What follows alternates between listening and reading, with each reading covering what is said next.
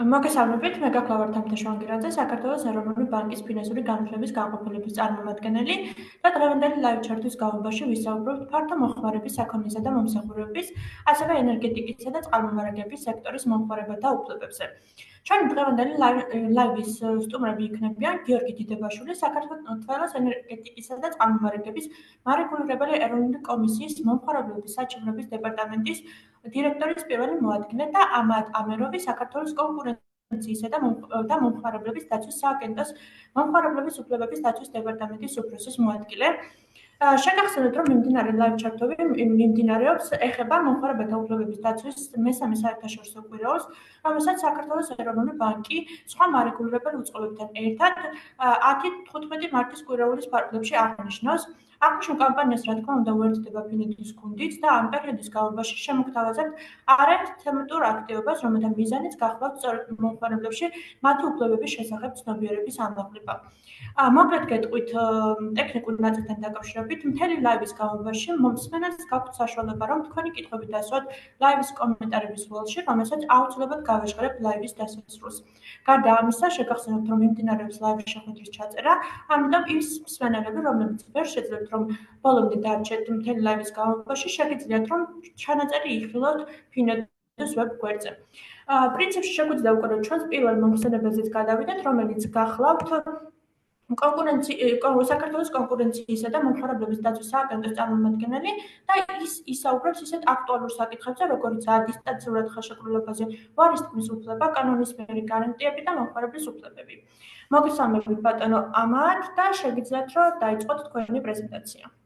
მოგესალმებით თამთა, დიდი მადლობა, მივესალმებით თქვენს მაყურებლებს და ნამდვილად ძალიან საინტერესო თემით ვართ დღეს შეკრებილები და როგორც თქვენ ახსენეთ, გუშინ ორ შაბათს დაიწყო მომხმარებლის უფლებების დაცვის კვირეული და ამ კვირეულის ფარგლებში ჩვენ ჩავდივართ სხვადასხვა ქალაქებში, ვხვდებით მომხმარებლებს და ვცდილობთ მაქსიმალურად მივაწოდოთ ინფორმაცია, სიახლეები გავაცნოთ და ვისაუბროთ ამ საინტერესო თემებზე. დღეს მინდა ვისაუბრო მომხმარებლის უფლებების დაცვის შესახებ საქართველოს კანონზე, რა სიახლეები მოგვიტანა, რა უფლებები გაგვაჩნია, რა ვალდებულებები გააჩნია მოვაჭრეებს და ამ ძალიან მნიშვნელოვან საკითხებზე ვეცდები მოკლედ ვისაუბრო და მომწურავი ინფორმაცია მივაწოდო ჩვენს მაყურებლებს. გეტყვით, რომ მომხმარებლის უფლებების დაცვის შესახებ კანონი ამოქმედა 2022 წელს და ამ კანონის აღმასრულებლად განისაზღვრა საქართველოს კონკურენციისა და მომხმარებლის დაცვის სააგენტო.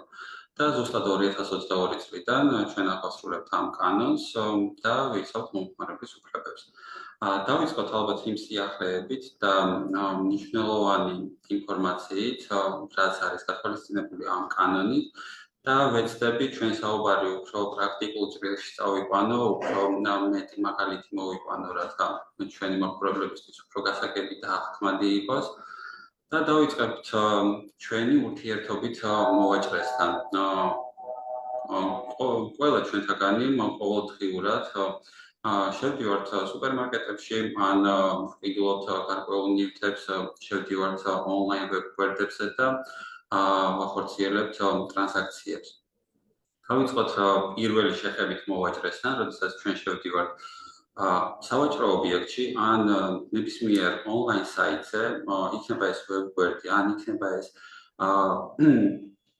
იქნება ეს სოციალური ქსელი, ვაჭრობის დროს მოვაჭრე ვალდებულია მიაწოდოს გარკვეული ინფორმაცია, რომელიც გასაზღვრულია კანონით.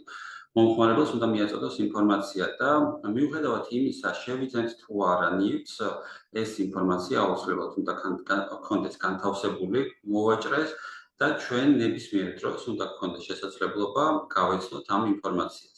მოკლედ გეტყვით, რა იმ ძირითადი ინფორმაციის შესახებ თუ რა ინფორმაცია უნდა მოგვაწოდოს, პირველ რიგში, როდესაც ჩვენ შევდივართ მაღაზიაში ვებ გვერდზე, აუცილებლად უნდა იყოს მითითებული მოვაჭრის ვინაობის შესახებ ინფორმაცია. ანუ რას ნიშნავს ეს? ჩვენ აუცილებლად უნდა ვიცოდეთ, ვისგან ვყიდულობთ ნივთებს, უნდა იყოს მითითებული კომპანიის შემთხვევაში, კომპანიის დასახელება საიდენტიფიკაციო კოდი, თუ მოვაჭრე წარმოადგენს ფიზიკურ პირს, მაშინ უნდა იყოს მითითებული ფიზიკური პირის სახელი გვარი და მისი პირადი ნომერი. ეს ინფორმაცია ძალიან მნიშვნელოვანია, რათა შემდგომ დავის არსებობის შემთხვევაში ყველა მომხმარებელს უნდა ქონდეს შესაძლებლობა მიმართოს მოვაჭრეს, უნდა იცოდეს ვისგან იყიდა და დავის არსებობის შემთხვევაში შეუძლია მომხმართოს ჩვენ და მიგვითითოს თუ რომელმა მოვაჭრემ დაარღვია მისი უფლებები.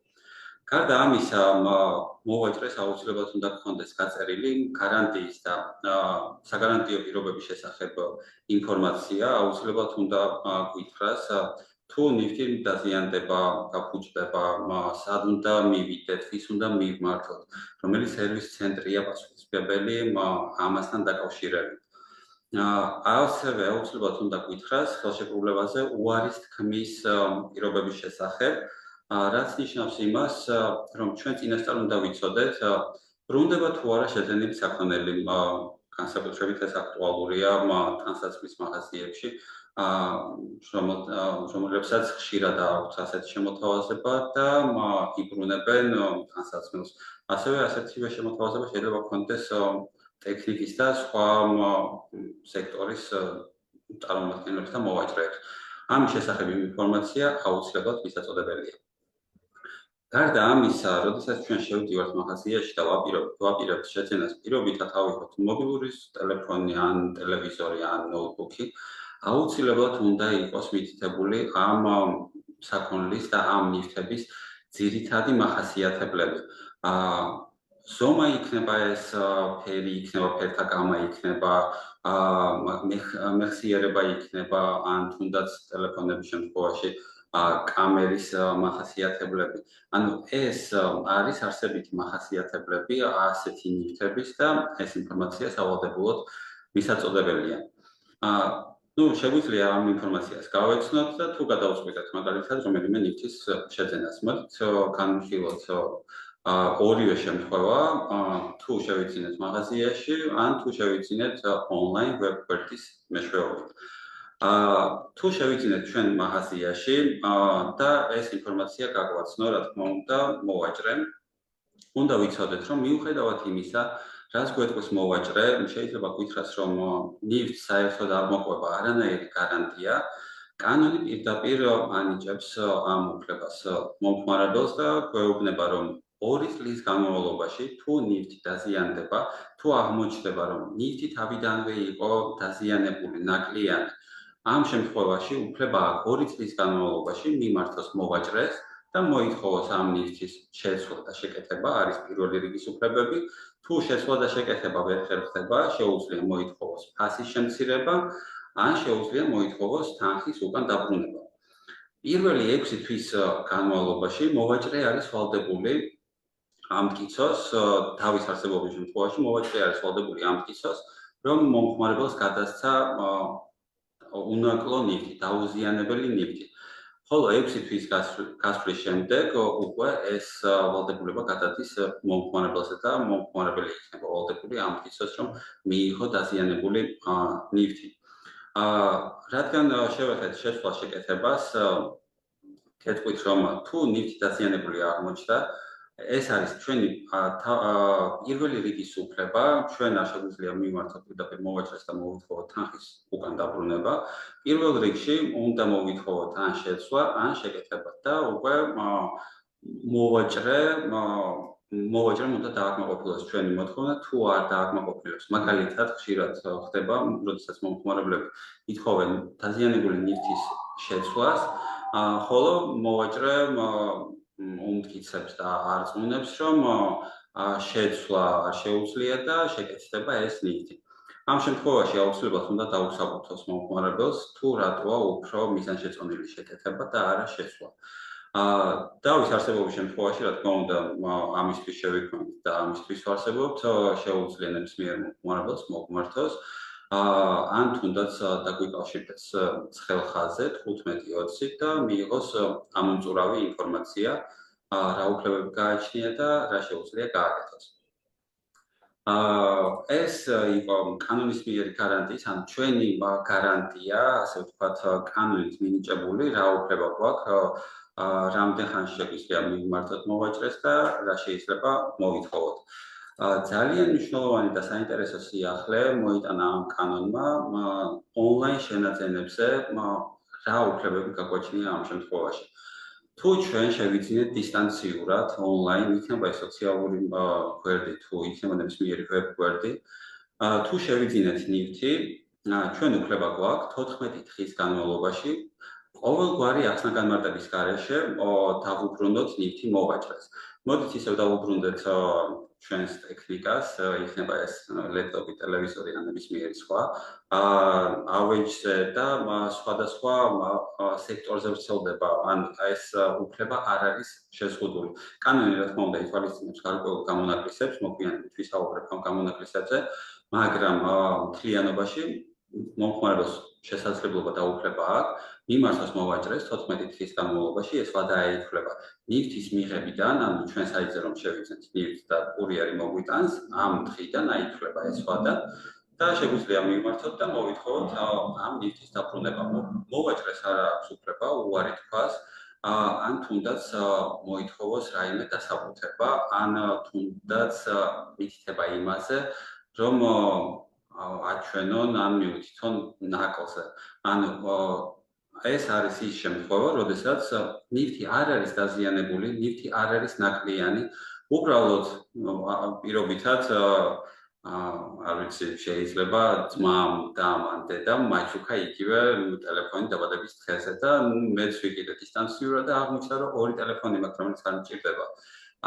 მაგრამ ამის ახსნა-განმარტება საერთოდ არ გჭირდება.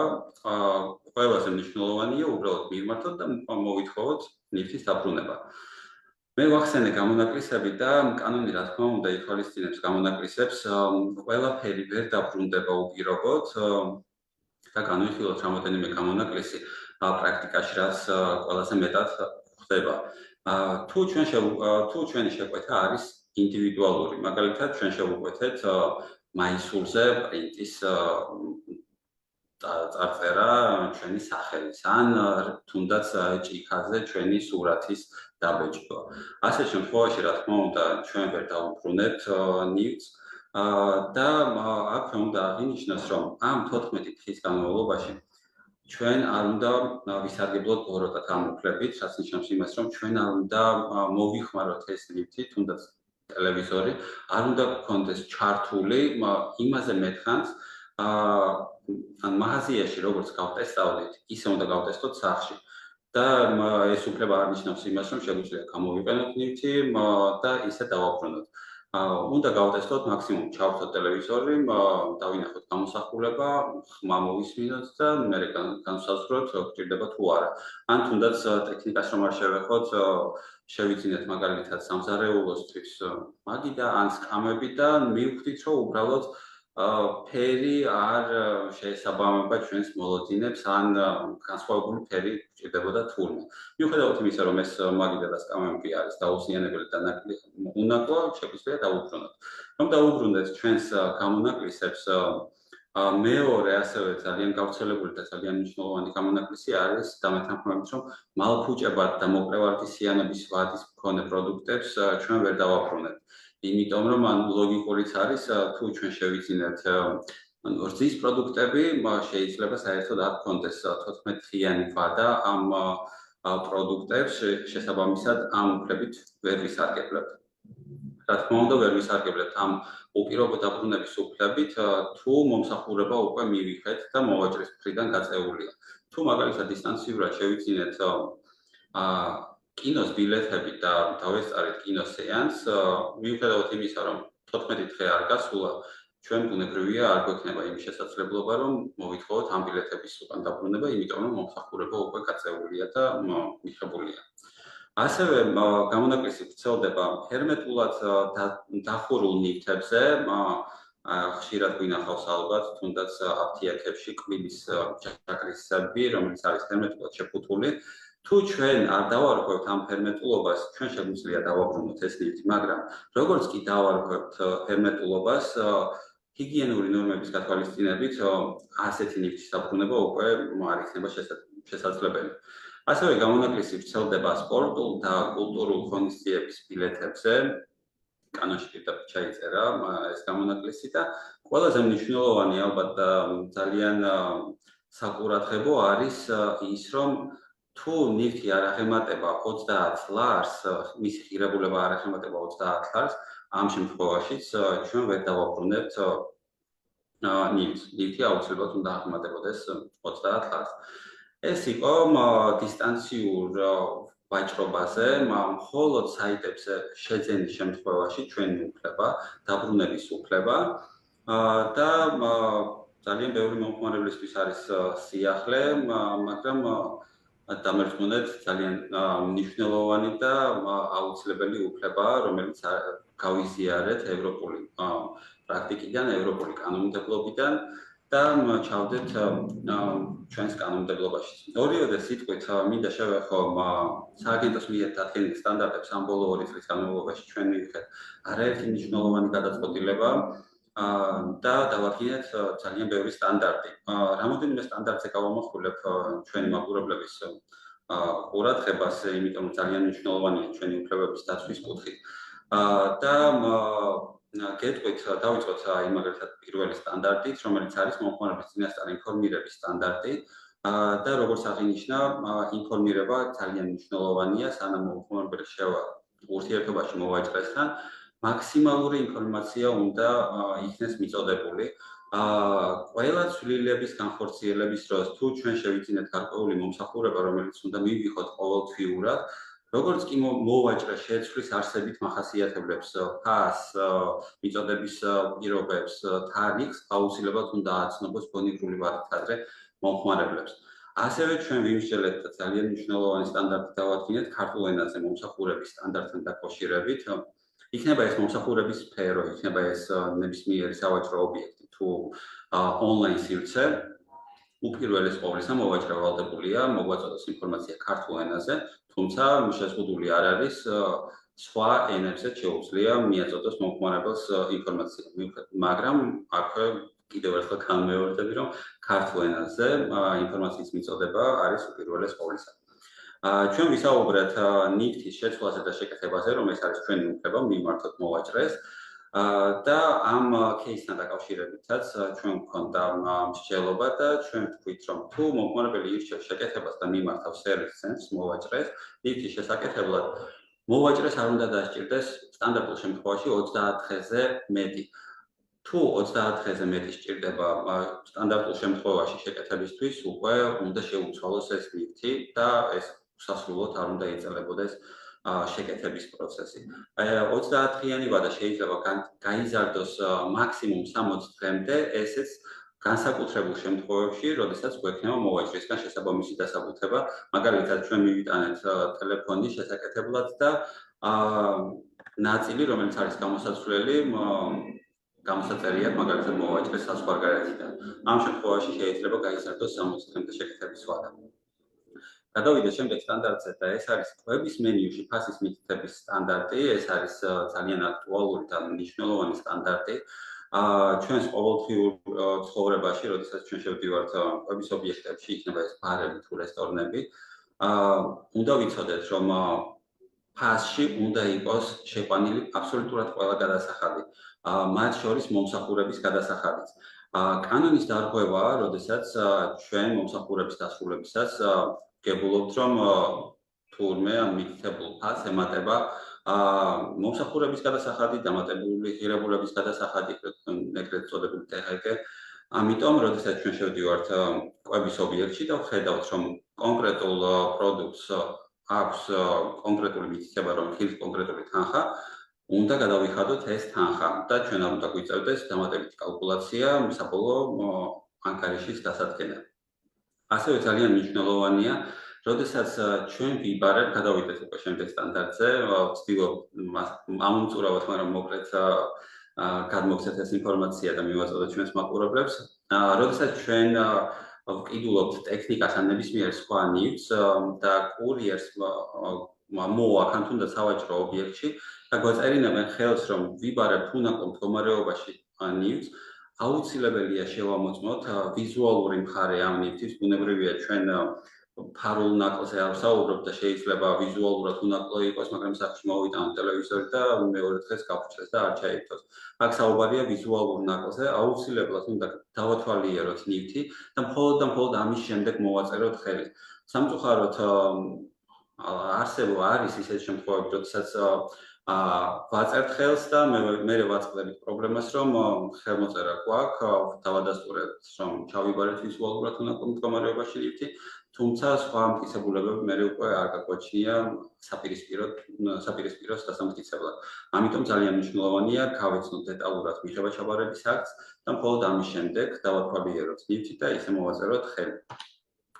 ასევე ძალიან მნიშვნელოვანია ეგრეთ წოდებული მოჩვენებითი ფასდაკლებები, ხშირად გვინახავს საიტზე, როდესაც ფასდაკლება ცხადდება და ჩაშენებულია ეგრეთ წოდებული დროის უკმთვლელი, მაგალითად, რომელიც მიგვითითებს, რომ პირობითად 24 საათი ვრცელდება, 24 საათის განმავლობაში არის მოქმედი აღნიშნული ფასდაკლება. ჩვენ მაქსიმალურად სწრაფად ვცდილობთ ვიყიდოთ, იმიტომ რომ ვიცით, რომ 24 საათი იწურება, ძალიან კარგი შემოთავაზება არის. ჩქარობთ, არ გვაქვს იმის შესაძლებლობა, რომ გადავამოწმოთ სხვა გამყიდველებთან, თუნდაც ფასი იქნება, მახასიათებლებს გავეცნოთ, ვყიდულობთ და რაც ვხედავთ მეორე დღესაც შევდივართ საიტზე და ვხედავთ, რომ ეს დროის უკმთვლელი თავიდან არის ჩართული, ისე 24 საათიანი რეჟიმია, არ შეცვლილა არც ფასდაკლება, არც მისი მოცულობა, არც სხვა პირობები. რა თქმა უნდა, ეს არის შეცდომაში შემყვანი და კანონის დარღვევა.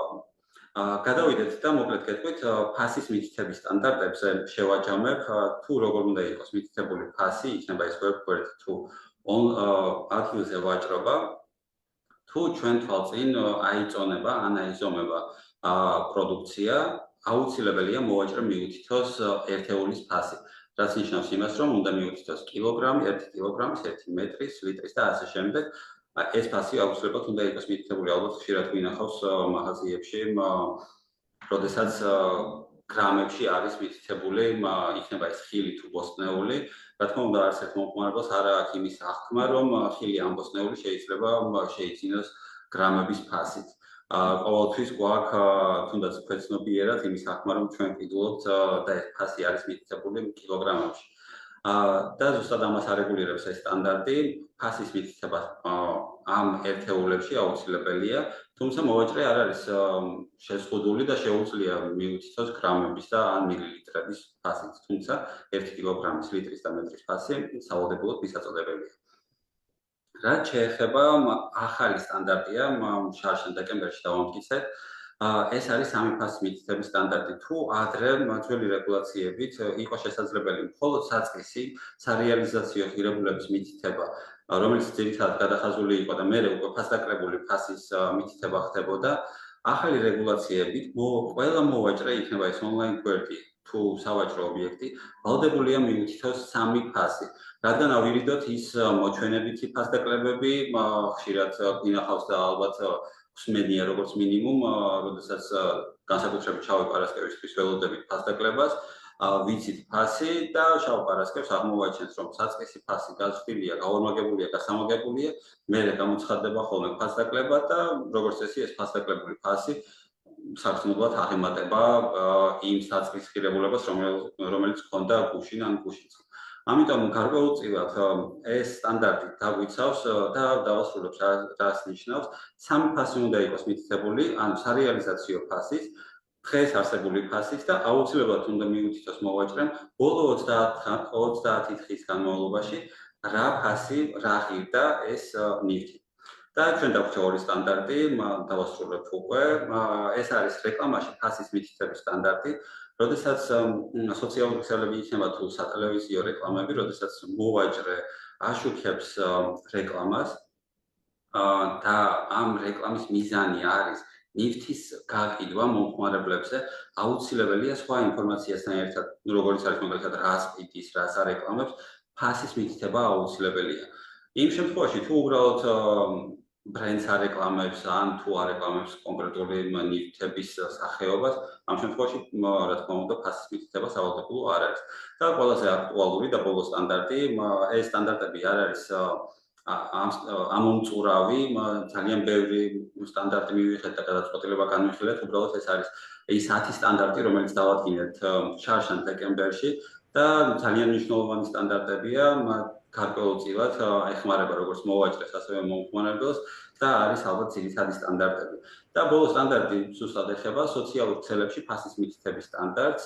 ხშირად გვინახავს ალბათ სოციალურ ქსელებში, საკმაოდ პოპულარულია საქართველოში სოციალური ქსელებით ვაჭრობა, იქნება ეს Facebook, TikTok, Instagram, პოსტები, სადაც მოვაჭრეს თავაზობს გარკვეულ ნივთებს მომხმარებლებს, მაგრამ არ უთითებს ფასს და ათასობით კომენტარი იწერება მერე ამ პოსტზე ფასის მოთხოვნით, თუმცა არც ამ შემთხვევაში მოვაჭრე აწვის ამ ინფორმაციას, არამედ კომენტარის სახით უთითებს, რომ იხილეთ პირადი შეტყობინება. რა თქმა უნდა, ესეც არის კანონის დარღვევა. და განცხადების შემოტანის შემთხვევაში ჩვენ აუცილებლად ვახდენთ შესაბამის და დროულ რეაგირებას. ეს იყო ძირითადი 10 სტანდარტი და აქვე მინდა დავასრულო შევაჯამო ეს.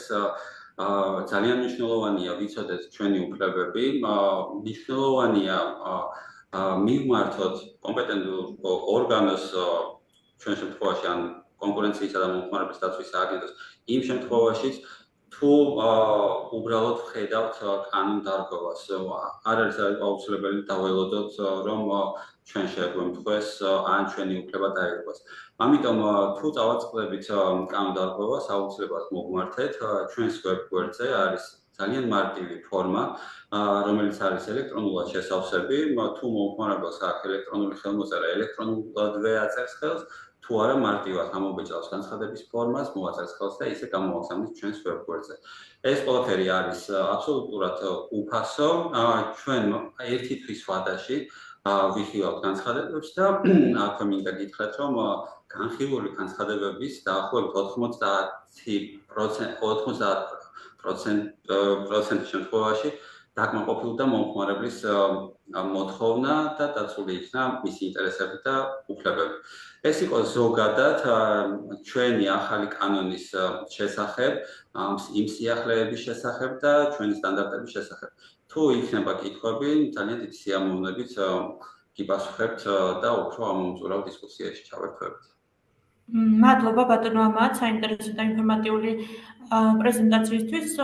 როგორც ხედავ, რამდენიმე კითხვა არსებობს ძირითადად ონლაინ ვაჭრობასთან მიმართებით გამომდინარე იქიდან, რომ ერთ-ერთი ყველაზე მზარდი სექტორია, თუმცა ჩვენი ფორმატიდან გამომდინარე ამ ეტაპზე მოვსმენთ შემდგომ მოხსენებას, რომელიც გახლავთ სემესტრის წარმომადგენელი და შემდგომ, რა თქმა უნდა, თითოეულ კითხვას გავაშხერებ, რომელიც თქვენი მისამართით იქნა დასმული. როგორც აღნიშნეთ, ჩვენი შემდეგი მოხსენებელი იქნება სემეკის წარმომადგენელი და ის ისაუბროს თუ რა ითვლება სექტორის მომხმარების უფლებების დარღვევა და როგორ უნდა მოვიქცოთ იმ შემთხვევაში თუ თვლით, რომ ჩვენი და თქვენი უფლებები დაირღვა. ბატონო გიორგი, მოგესალმებით და შეგიძლიათ დაიწყოთ თქვენი მოხსენება. მოგესალმებით. მივესალმებით მაყურებელს. თავიდანვე მინდა აღვნიშნო, რომ სემეკი არეგულირებს როგორც ელექტროენერგეტიკის, ასევე ბუნებრივი გაზის და წყალმომარაგების სექტორებს. რა დროსაც ძალიან მნიშვნელოვანი ფუნქცია სემეკის არის მომხმართა უფლებების დაცვა. დღეს მინდა ვისაუბრო მომხმართა უფლებების დაცვის შესახებ არსებულ საკანონმდებლო ჩარჩოზე, მომხმარებელთა საჩივრების კლასიფიკაციაზე, მოწყვლადი მომხმარებლის დაცვის დამატებითი მექანიზმების შესახებ და ასევე მომსახურების ხარისხის სტანდარტებზე. დავიწყებ საკანონმდებლო ჩარჩოთი, ანუ სემეკის დადგენილებით, რომელიც არეგულირებს პროდუქტის მიწოდების პროცესში მომხმარებლებსა და კომპანიებს შორის ურთიერთობებს. ეს არის ელექტროენერგიის გამონაწილებელი ქსელის წესები, ბუნებრივი გაზის სასმელი წყლის მიწოდებისა და მომხმარების წესები. ეს არის ელექტროენერგიის საცალო ბაზრის წესები, მომსახურების ხარისხის წესები, დავების განხილვის წესები და ასე შემდეგ სხვა ნორმატიული აქტები. ანუ ჩვენთან როგორი საჩივრები შემოდის სემეკში მომხმარებლების მხრიდან, რა შეეხება ეს საჩივრები. ეს არის აღრიცხვის კვანძის სიზუსტის შემოწმება, დარიცხული საფასურის ოდენობა, დაზიანებული მრიცხველის შემთხვევაში, ადმინისტრაციული სამართალდაღოვასთან დაკავშირებული საკითხები. ეს არის ქსელზე ახალი მომხმარებლების მიერთება, სიმძრავლის გაზ და მომარაგების ტექნიკური ხარისხი, დეპოზიტების დარიცხვა მომხმარებლებზე, აბონენტად რეგისტრაციის აღდგენა, მომხმარებელთა კატეგორიის შეცვლა, დავლენების გადაკისრება ერთი მომხმარებლიდან მეორეზე, ხანდაზმული დავალენები და სხვა სახის დავები. სემეკს დამატებით შექმნილი აქვს მოწყვლადი მომხმარებლის დაცვის დამატებითი მექანიზმები, კერძოდ მიმწოდებელი ვალდებული აწარმოოს მონაცემთა ბაზა იმ მომხმარებლების შესახებ, რომლებთანაც დადებული აქვს მიწოდების ხელშეკრულება და ამასთანავე ამავე დროს ეს მომხმარებლები რეგისტრირებული არიან სოციალურად დაუცველთა ოჯახების ერთიან მონაცემთა ბაზაში, არიან მარტოხელა პენსიონერები, იღებენ საარსებო შემწეობას, რეინტეგრაციის შემწეობას ან სოციალურ პაკეტებს, სარგებლობენ მრავალშვილიანი მშობლის სტატუსით. სწორედ ასეთი მომხმარებლებისთვის დაუშვებელია რაიმე სახის დეპოზიტის დარიცხვის დაკისრება, ასევე უქმე დღეებში, დასვენების დღეებში დაუშვებელია მიწოდების შეწყვეტა თვითმმართველ ქალაქებში, უქმე დღეებში, დასვენების დღეებში და მათ წინა დღეებში, ასევე დაუშვებელია მიწოდების შეწყვეტა თვითმმართველ ერთეულებში, სხვა მუნიციპალიტეტებში, კალენდარული თვის 16 რიცხვამდე ასევე დაუშვებელია მიწოდების შეწყვეტა პენსიონერებისათვის, ხოლო 22 რიცხვამდე მარტოხელა პენსიონერებისათვის, სოციალურად დაუცველი ოჯახებისათვის და მრავალშვილიანი მშობლებისა და საარსებო შემწეობის რეინტეგრაციის შემწეობის და სოციალური პაკეტის მიღებისათვის. ასევე მიწოდება არ შეიძლება შეწყდეს საღამოს 18 საათიდან დილის 9 საათამდე პერიოდში და ასევე დაუშვებელია მიწოდების შეწყვეტა, როდესაც მომხმარებელს გააჩნია 2 ლარი დავალინება ან 2 ლარზე ნაკლები. ეხლა მოგიყვანთ სტატისტიკას იმ საჭიროების რაოდენობის შესახებ, რომელიც სემეკის მიერ არის განხილული 2023 წელს მაგალითად განიხილა სემეკმა დაახლოებით 3000-მდე საჩივარი და ჩამოწერილმა თანხებმა არასწორად დარიცხულმა თანხებმა, მათ შორის კომპენსაციების სახით დარიცხულმა თანხებმა, საბოლოო ჯამში, რომელიც მომხმარებელს დაერიცხა მომხმარებლის სასარგებლოდ, შეადგინა 3.600.000 ლარზე მეტი, არც 2024 წელი იყო გამონაკლისი და 3000 საჩივარზე მეტი შემოვიდა სემეკში, განიხილა სემეკმა 3000-ზე მეტი საჩივარი და მომხმარებელს ჩამოეწერათ 2.800.000 ლარამდე. ამასთან სემეკი მუდმივად ცდილობს, რომ გაამარტივოს ის მომსახურებები, რომლებიც უნდა მიიღო მომხმარებლებმა, კერძოდ სემეკმა შემოიღო ფიქის 303 დიეზი, რომელიც შესაძლებელია ამის მოსახურება ხდება მობილური ტელეფონით და შეგიძლიათ მიიღოთ ნებისმიერი მობილური ტელეფონიდან ინფორმაცია, მაგალითად ელექტრონული ქვითარი შეგიძლიათ მიიღოთ სამივე სექტორში გაზის, დენის და წყლის, ასევე გადაამოწმოთ მიმდინარე ბალანსი, ასევე თქვენი დარიცხვა გადაამოწმოთ, ასევე დააფიქსიროთ ისეთი შემთხვევა, როდესაც დავუშვით მაღალი ძაბა მოვიდა, ან დაბალი ძაბის შემთხვევა, ან ძაბვის ციმციმი, ან სასმელი წყლის ხარისხის შემოწმება მოითხოვოთ. დაახლოებით განხორციელდა და დღემდე 7 მილიონამდე ტრანზაქცია აი ამ მობილური აპლიკაციის საშუალებით. ამასთან სემეკმა გადაიტანა მთელი რიგი მომსახურებები იუსტიციის სახლებში, ვინაიდან ყველა რეგიონში არის და ბევრ ადგილას არის უკვე იუსტიციის სახლები გახსნილი, უკვე შესაძლებელია იქ მიიღოთ, რომ არიაროთ კომპანიების ოფისებში, მომხმარებელმა რო არიაროს კომპანიის ოფისებში, შეუძლია მიიღონ უკვე მომსახურება იუსტიციის სახლებში, მაგალითად მომხმარებელ აბონენტად რეგისტრაცია, როდესაც ბინა შეიძინა და უნდა სამივე სექტორში გადაფორმება ამ აბონენტის, ან უნდა მისულიყო ცალ-ცალკე ყველა კომპანიის ოფისში და გადაეფორმა, ეხლა შეუძლია მიიღოს ეს იუსტიციის ნებისმიერ ფილიალში ეს მომსახურება, ასე მოითხოვოს მიწოდების ხელშეკრულების გაფორმება, სოციალურ სტატუსის შესახებ ინფორმაცია დააფიქსიროს, დავალენების შესახებ ინფორმაცია მიიღოს, დავალენების გადანაწილება მოითხოვოს, ბრუნის ისტორიიდან გამოითხოვოს მისი პირადი ინფორმაცია, რიცხველის ადგილზე შემოწმება მოითხოვოს, მომარაგების ან დროებით გათიშვა ან აღდგენა და უკვე ნებისმიერ ფილიაში შესაძლებელია სემეკს მიმართოთ უკვე საჩივრით იმ ფილიაში დაიწეროს განცხადება. აი ამ დღემდე ამ მომსახურებით უკვე 112,000-ზე მეტმა ადამიანმა ისარგებლა. ეხლა გადავალ იმ საკითხზე, რომელიც ეხება თუ როგორ აწარმოებს მონიტორინგს ამ დავების სემეკი და როგორ ხედავს ამ საკითხს. ამისთვის სემეკს დამტკიცებული აქვს მომსახურების ხარისხის წესები და დანერგილი აქვს უნიკალური პროგრამა ელექტრონული ჟურნალების სახით, სადაც რეალურ დროში ჩანს ყველა ის განცხადება, რომელიც შედის კომპანიებში. სემეკი ყველა ამ განცხადებას ხედავს. ეს მომსახურების ხარისხი შედგება ორი ნაწილისაგან. ერთი არის მომარაგების საიმედოობა, ანუ არის თუ არა მომარაგება უწყვეტ და მუდმივი და მეორე არის კომერციული ხარისხი, რომელიც გულისხმობს როგორ სრულდება მომხმარებლის მოთხოვნები. ამ მიზნით სემეკს დადგენილი აქვს ორი სახის სტანდარტი. ეს არის საერთო სტანდარტები და გარანტირებული სტანდარტები. საერთო სტანდარტები ეხება საწარმოს ყველა მომხმარებელს ერთად. გარკვეულ საწარმოს ერთ მომხმარებელზე არ არის გათვლილი, ეს არის ყველა მომხმარებელზე და დაუშვათ ეს საერთო სტანდარტი გვაქვს დადგენილი 5 და მაგალითად რას ეხება ეს საერთო სტანდარტი. მაგალითად ერთ-ერთი არის მომხმარებელთა ინფორმირება წვეთის თარიღისა და ხანგრძლივობის თაობაზე. როდესაც კომპანია ვალდებულია აი ამ სტანდარტის მიხედვით, რომ აუცილებლად შეატყობინოს მომხმარებელს როგორც წვეთის თარიღის, ასევე ხანგრძლივობის შესახებ. მეორე არის ელექტრომარაგების წვეთების საშუალო ხანგრძლივობის შემცირება, რომ ვალდებულია კომპანია რომ შეამციროს ყოველწლიურად ან დარჩეს იგივე ნიშნულზე საშუალო ხანგრძლივობა წვეთების მომხმარებელთა რაოდენობაზე, ასევე ბუნებრივი გაზის და წყლის წვეთის საშუალო სიხშირის შემცირება, ასევე გვაქვს სტანდარტი შიდა არაგეგმიური წვეთისას მომარაგების აღდგენის თაობაზე და კოლ-ცენტრის პასუხის გაცემის თაობაზე, დროის თაობაზე. რაც შეეხება გარანტირებულ სტანდარტებს. გარანტირებულ სტანდარტი 9 აქვს დადგენილი ასეთი კომისიას და ეს არის ყველა ესეთი გასაგები რო იყოს მომხმარებელთვის მინდა ერთი გარანტირებული სტანდარტი მოვიყვანო, ეს არის ქსელზე ახალი მომხმარებლის მიერთება, როდესაც დაუშვათ ახალი ობიექტი ააშენა მომხმარებელმა, სახლი ააშენა და უნდა ქსელზე მიერთება. ამ შემთხვევაში ეს გარანტირებული სტანდარტი რას გულისხმობს, რომ სპეციალური ჩვენს მიერ დამტკიცებული განაცხადით მიმართავს კომპანიას და კომპანიამ დადგენილი ჩვენს მიერ დადგენილი SEMEX მიერ დადგენილი ვადაში და იმ SEMEX მიერ დადგენილი საფასურით უნდა მოახდინოს ამ მომხმარებლის ქსელთან მიერთება. თუ მომხმარებელი ვერ მიერთა კომპანიამ ამ დადგენილ ვადაში, ეს არის პაკეტების მიხედვით დაუშვათ დენში დადგენილი სიმძლავრეების მიხედვით.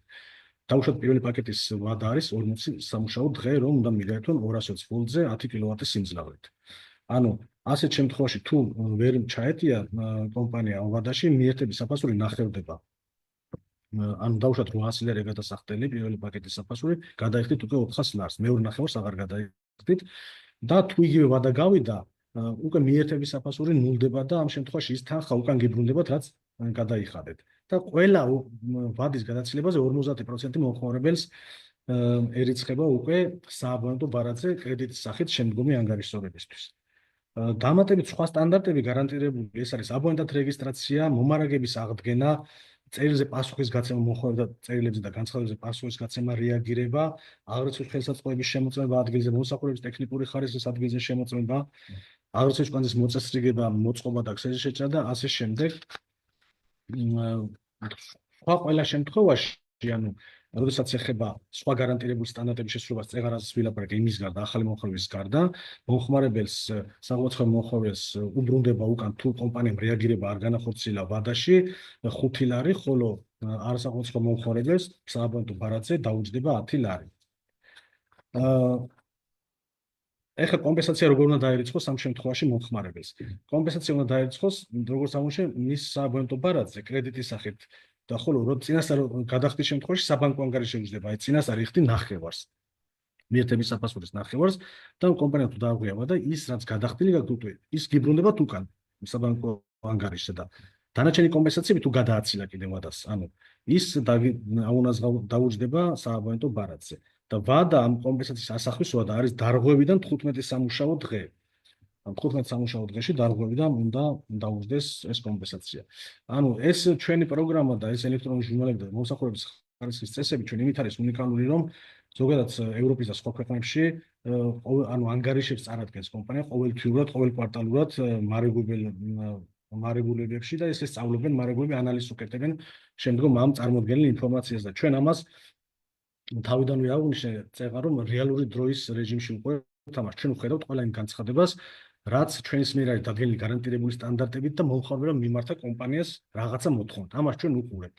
და ეს ჟურნალები თვითონ ჟურნალის ჩადებულია ეს ვადაც ამის შესრულების და თვითონ ჟურნალი უკვე მე არიცხავს ამ შესაბამის კომპენსაციას თუ ვადა გადაცდა.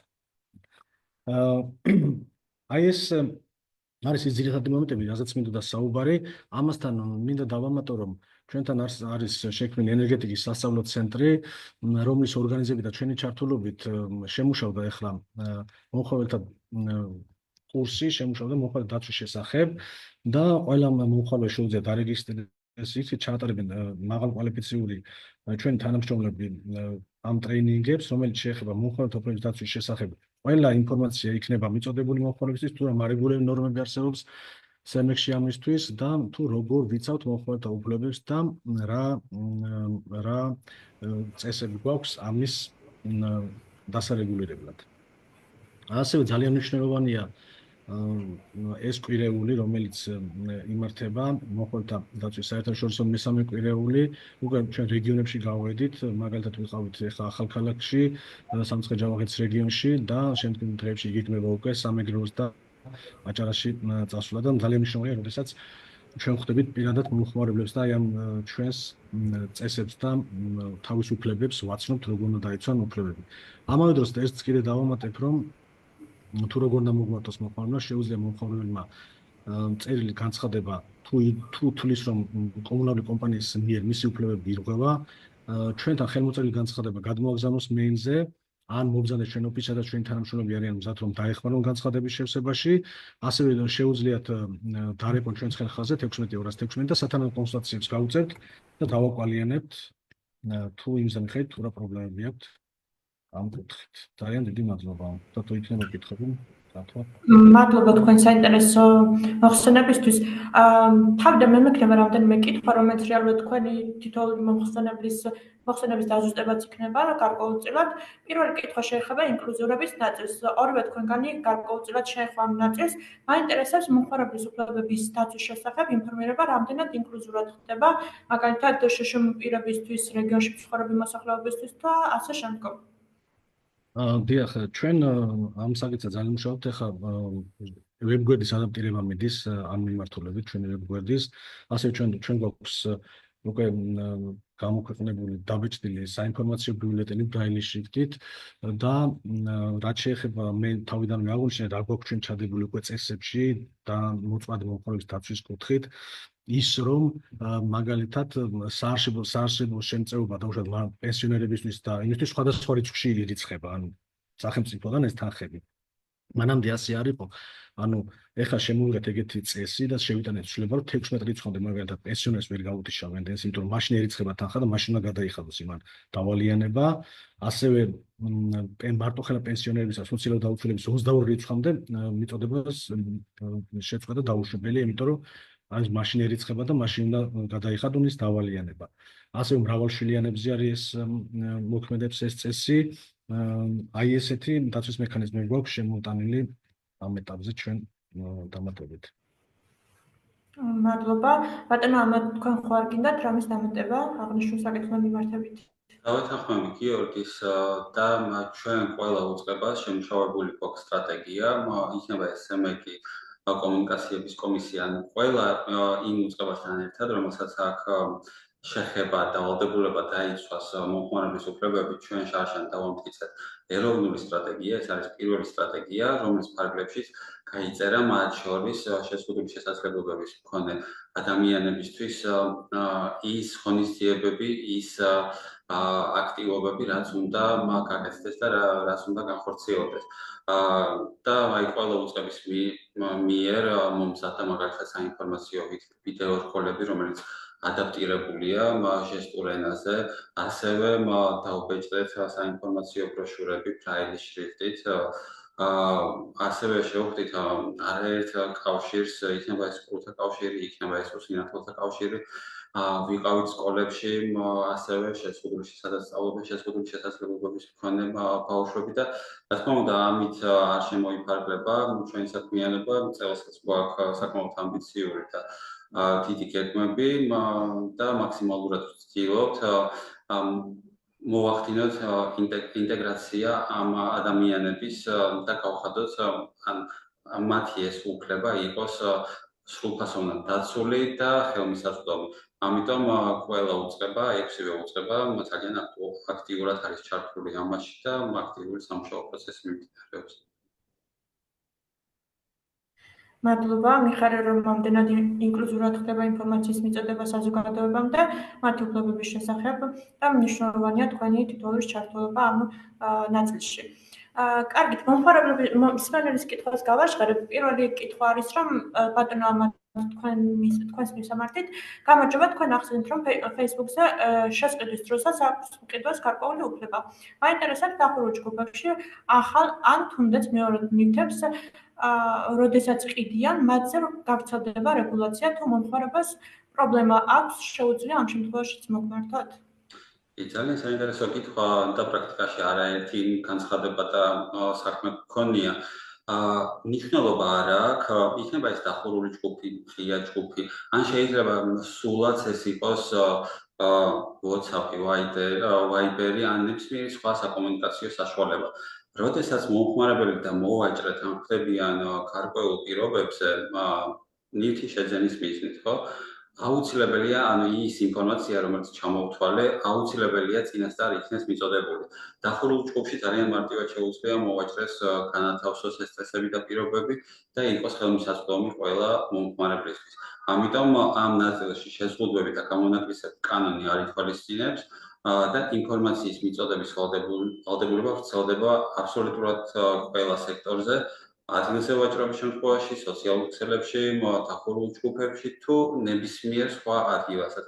მეცაც გეტყვით, თუ მოვაჭრე გვირეკავს და გვიკავშირდება ტელეფონით, უბრალოდ და გთავაზობს გარკვეული ნივთის შეძენას, ამ შემთხვევაშიც კი აუცილებლად არის, ანუ აუცილებლად მისაწოდებელი ინფორმაცია არის განსაზღვრული კანონით. აუცილებლად უნდა გითხრას, ვინ არის, რას წარმოადგენს, ვის სამართი უნდა გითხრას და ეს ინფორმაცია, ასე ვთქვათ, მოკლედ გამონაკლისებში ვერანაირად ვერ მოიქცევა. მადლობა. შემდეგ კითხვას გავაჟღერებ, რაც თქვენი მისამართით ასევე მაინტერესებს, ვინც ონლაინ იწერს ჩემთვის, ფულს მახდებინებს და სხვა ჩამოდის, იმაზე ვრცელდება კანონი დაბრუნების. კი, მოდით განვიხილოთ რამოდენიმე შემთხვევა. თუ შევიძინეთ, თუ მოვაჭრის გამყიდულობთ, ანუ ის ადამიანი იღებს ვალდებულებას, რომ ჩამოვიტანოს და გადმოგცეს ის ნივთი, რომელსაც შევთანხმდით. ამ შემთხვევაში ჩვენ უპირობოდ შეგვიძლია დავაბრუნოთ და აქ გამონაკლისი არ არის. მაგრამ თუ ადამიანი უბრალოდ გვეხმარება, ასე ვთქვათ, მომსახურებას გვიწევს, ხო? და ეს მკაფიოდ აქ განსაზღვრული წესებში და პირობებში აქ მითითება, რომ ის არ არის მოვაჭრე, არამედ მხოლოდ და მხოლოდ ეხმარება მომხმარებელს, ხშირად მომხმარებელს ან სჭირდება დახმარება, ან უბრალოდ არ უნდა თავად რომ გამოიწეროს და მიმართავს შესაბამის პირს, ხო? თუ მომსახურება მივიღეთ და მომსახურებაში გადავიხადეთ ცალკეფული და ასევე გითხრა მოვაჭრემ თუ საიდან ყიდულობს, რომელი გვერდიდან, რომელი პლატფორმიდან, ამ შემთხვევაში ამის დაბრუნება ვერ იქნება შესაძლებელი, იმიტომ რომ მოვაჭრემ გაგვიწია მომსახურება. ანუ რაც ნიშნავს იმას, რომ გამოგვიწერა ნივთი ჩვენი დავალებით. მაგრამ განმეორდებით, თუ მოვაჭრე არ განმარტავს ამას და ურთიერთობაში შემოდის არა როგორც მომსახურების გამწევი, არამედ როგორც გამყიდველი, ამ შემთხვევაში ჩვენ ეს უფლება გვაქვს და შეგვიძლია მიმართოთ დაბრუნებასთან დაკავშირებით. მადლობა. შემდეგ კითხვას გავაშალებ, რომელიც მეტწილად დავფარით, თუმცა თუ ადამიანს აქვს ონლაინ გამოწერის მაღაზია, ანუ მაჩვენებს სურათს, იწერს ჩემთვის, მე მას ვუხდი ნივთს და მომსახურების ფულს. ამ შემთხვევაში თუ გამოწერილი და ჩამოსული ნივთი არ ემთხვევა საჩვენებელ სურათს, შემიძლია მოვთხოვა ნივთის დაბრუნება? კი, მოდით განვიხილოთ მაშინ ის შემთხვევა, როდესაც სოციალურ ქსელებში ან ვებგვერდზე ყავს მოვაჭრე და მომსახურებას არ გვიწევს. ანუ ჩვენს რეალობაშიც და პრაქტიკიდან გამომდინარე, როგორც წესი, ასეთი გვერდების და ასეთი სოციალური გვერდების უკან დგანან მოვაჭრეები, რომლებიც თავად ყიდიან ნივთებს. და აქ როგორც ვთქვით, თუ ჩვენ შევთანხმდით, პირობითად ავიღოთ მაისური და ჩვენ შევუკვეთეთ გარკვეული ზომის წითელი მაისური, აუცილებლად უნდა მივიღოთ და უნდა ჩავგვარდეს იგივე მახასიათებლების, იგივე ფერის დაუზიანებელი ნივთი. თუ ნივთი აღმოჩნდა განსხვავებული, შეიძლება დაზიანებული საერთოდ არ იყოს, მაგრამ ჩვენ გვინდოდა წითელი და მოგვიტანეს შავი. ჩვენ გვინდოდა მაგალითად ზომა L და მოგვიტანეს XL. ნებისმიერ შემთხვევაში შეგვიძლია 2 წელი გვაქვს ამისთვის, შეგვიძლია მივმართოთ მოვაჭრეს და მოვითხოვოთ ამ ნივთის შეცვლა ან შეკეთება. მაისურის შემთხვევაში შეაკეთებს, რა თქმა უნდა დაიბრუნოს და გამომიგზავნოს ის, რომელსაც შევთანხმდით. თუ არ ექნება ის მაისური, მაშინ უნდა დამიბრუნოს თანხა. და ეს უფლება ვრცელდება აბსოლუტურად ყველა სექტორზე, ონლაინ ვაჭრობაზეც და ადგილზე ვაჭრობაზეც. თუ ჩვენ ვთანხმდებით რაღაც ნივთზე, უნდა მივიღო აბსოლუტურად და ზუსტად იდენტური ჩვენი შეთანხმებით. განსხვავებულ შემთხვევაში უკვე მოვაჭრეზე იქნება მტკიცების პირთი და მოვაჭრემ უნდა გვიმტკიცოს, რომ მიაწოდა ხელშეკრულებით ან შეთანხმებით გათვალისწინებული ნივთი. ამიტომ 2 წელი გვაქვს ამისთვის და კანონი გვიცავს ეს კანონის მიერ გარანტია ვრცელდება აბსოლუტურად ყველა ურთიერთობაზე. მადლობა. შემდეგ კითხვას გავაშხარებ. მოკლედ რომ გითხრათ სტატისტიკაც, მომხმარებელთა უფლებების დაცვის მიმართულებით, რომელი მიმართულებით ფიქსირდება ყველაზე მეტი დარღვევა? ძალიან კარგი კითხვაა და თუ შევადარებთ 2022 წლის სტატისტიკას და დღევანდელ მონაცემებს, დავინახავთ, რომ სტატისტიკური მონაცემები თითქმის გაორმაგებულია. ამ პერიოდის განმავლობაში 1500-ზე მეტი განცხადება განვიხილეთ. ეს რაც შეეხება განცხადებებს და ცხელხაზზე შემოვიდა დაახლოებით 6000 მომხმარებლის ზარი და გავუწიეთ მომსახურება. ძირითადად ამ განცხადებების 70% მაინც მოდის ონლაინ ვაჭრობის სექტორზე, საიტზე შეძენის შემთხვევაში, სოციალურ ქსელებში და უკვე 30% მოდის ადგილზე ვაჭრობის შემთხვევებზე. რაც შეეხება მოთხოვნებს, ძირითადად ითხოვენ მომხმარებლები თანხის უკან დაბრუნებას ან დაზიანებული ნივთის შეცვლას და შეკეთებას.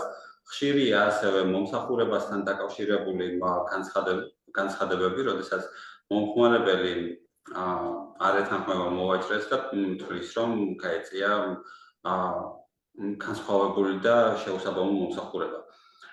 და აქვე გეტყვით, რომ სტატისტიკური მონაცემებით დაახლოებით 79% განცხადებების მოდის თბილისზე, დანარჩენი პროცენტი უკვე ნაწილდება რეგიონებზე და 2022 წელსაც თუ შევადარებთ, დავინახავთ, რომ ეს ტენდენცია იცვლება, თუ 2022 წელს ძირითადი განცხადებების 90% დაახლოებით მოდიოდა თბილისზე, უკვე გადაინაცვლა რეგიონებზეც და არ შემიძლია არ აღნიშნო ეს ცნობიერების ამაღლების ღონისძიებები და კამპანიები აქტიურად მუშაობს და ვცდილობთ ჩვენ კვირეულზე დავიწყეთ საუბარი ამ კვირეულის ფარგლებშიც გარდა თბილისისა ჩვენ გუშინ ვიყავით ახალქალაქში შევხვდით ძალიან ბევრ მომხმარებელს ხვალ მივდივართ ზუგდიდშიც ეგ ბათუმში და ეს გრძელდება მთელი წლის განმავლობაში ვაპირებთ სხვადასხვა რეგიონში და ქალაქში ჩასვლას და საბოლოო ჯამში მივიღებთ უფრო დაცულ მოსახლეობას და უფრო დაცულ სამომხმარებლო ურთიერთობას. მადლობა. შემდეგი კითხვა სემეკის წარმომადგენლის მიმართულებით არის. მომხმარებელი გვეკითხება ეგრე, რომ 3.37 კურსით დათვლილი გაზის ტარიფი რატომ მოქმედებს დღემდე და რატომ არ იცავს სემეკი იურიდიული პირების აბონენტების ბუნებრივი მონოპოლისგან გაზის სექტორი? ანუ ჩვენ რა თქმა უნდა ვიცავთ მათ უფლებებს. ეს არის ალბათ დერეგულირებული ნაწილი შეეხება ალბათ ბუნებრივი გაზის და მან დერეგულირებულია ანუ ფასი. შესაბამისად, ალბათ მაგას შეეხება მომხმარებლის კითხვა. თუმცა შეგვიძლია რომ მოგმართოს წერილობით გავცემთ პასუხს განცხადება მოგმართოს განცხადებით. კი ბატონო, აი უფრო დეტალურად დაგვიზუსტოთ, როგორ შეიძლება მოგმართოთ მომხმარებელმა. ჩვენთან შეუძლია რომ განცხადება, ხელმოწერილი განცხადება ჩვენ მეილზე გადმოაგზავნოს, სემეკის მეილზე, ან ჩვენთან მოგზავნდეს ოფისში და დავეხმარებთ ამ განცხადების შეშლილებას, რა ინტერესებს გამოვკითხავთ და უფრო შევესწრებით თუ ისეთი განცხადება დავაწერინოთ, რაც რისი გაგებაც უნდა და ისე შეგვიძლია ჩავაბაროთ ჩვენთან კანცელარიაში. ეს შემდგომაც დაიწყება ადმინისტრაციული წარმოება აღნიშნულ საკითხზე და გავცემთ პასუხს. კი ბატონო, მადლობა. შემდეგ კითხვასაც იმავე მომსმენელი სვამს. კომუნიკაციების კომისია მომხმარებლის საჩუქრებს ბლოკავს და არანეიტრალური მარეგულირებელი და კონკურენციის სააგენტოსთვის უნდა გახდეს სავალდებულო საჩუქრები